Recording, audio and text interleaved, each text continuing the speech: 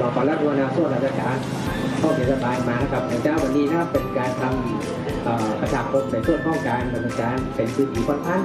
นะครับโดยถูกต้องตามข้อระเบียบกฎหมายนะครับในส่วนของการใช้พื้นที่ข้อเทศบาลนะครับวันนี้เองก็เป็นการทำประชาคมถึงจะมารับความคิดเห็นนะครับแล้วก็นะครับรวมทั้งหมดว่าการดำเนินการ